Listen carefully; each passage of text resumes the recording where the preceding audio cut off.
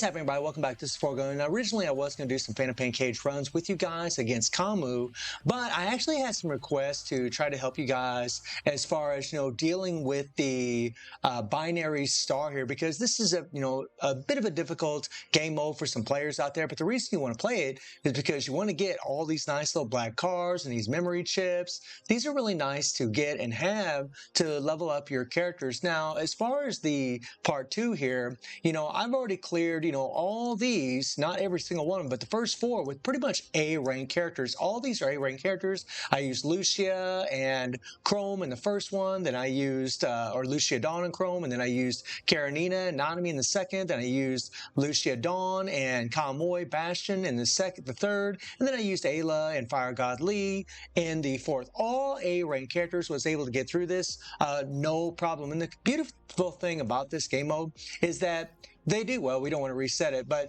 the beautiful thing about this game mode is that they do let you have the option to play with different characters. You can use these trial characters. They're not going to have as much BP as, say, you would like the A-rate characters that I use that are at SSS+, which does help. It does make a difference. But really what you want to do, guys, in this game mode is you just want to follow their guidelines. You want to look and see what they're telling you to do. Every one of these is a little bit different. And you also have these buffs that can be applied. You got 5 different buffs that are applied, and as you move along through here, you're going to get more and more buffs and have more options to switch them out. So if you hit switch skills here and you hit on attacker, right, as you guys can see, what's working right now for me is, commands teammate to trigger a red orb, 3 ping, and then a matrix behind the target. Meanwhile, increases all team members' damage dealt by 30% within 8 seconds. There's a little icon on the right side that's in the place of normally where your QTE character would be, and you would click it, and this effect would take effect, right? So it's something to always keep in mind, right? Increases all team member damage dealt by 30% within 8 seconds, which is nice. Every time you use that thing,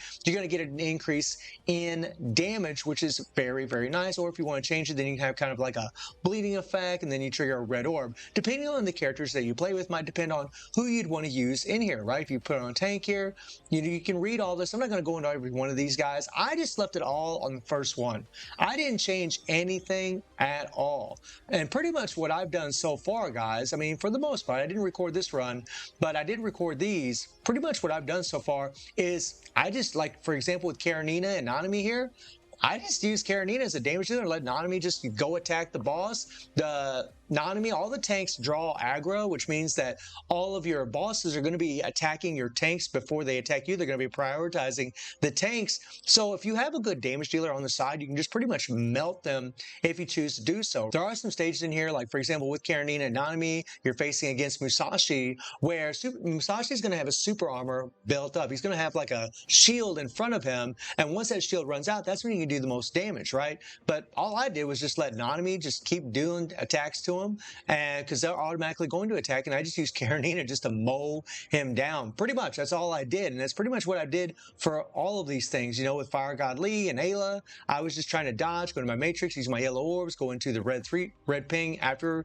the yellow orbs, and he melted, guys. He did really well. Ayla's also a really good support to have with Fire God because she can help bump up elemental resistance. And then, of course, Lucia with Kamoy Bastion, which worked out really, really well. With Lucia and Kamoy, I did switch them a little bit. You guys can watch the gameplay as far as these 3 runs on how I did it. And if you guys want to see these other runs right here, if you want to see 5, 6, and 7, let me know down in the comments, and I will post them up for you as far as, the teams that I'm going to use. And we also have Babel as well in here, which is, I'll be talking about that in another video, which is pretty cool. But these Babels guys are real, they're just a pain in the butt. These are not easy at all. As far as just getting 120 points, pretty easy. Really not that difficult to get the 120, not difficult at all. I just need to get 2 more points. I pretty much just did all these without doing any kind of overload or anything like that, and was able to get pretty much almost the max points. So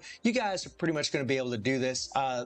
These are a real pain in the butt. If you guys need advice on dealing with these babbles, let me know down in the comments, and I can put out a video helping you out with that as well. So guys, I'm just going to leave you with the runs against the binary stars. So let me know how you're all doing in the game. And I do stream on Twitch at 9 p.m. GT+7 time. The link is in the description below.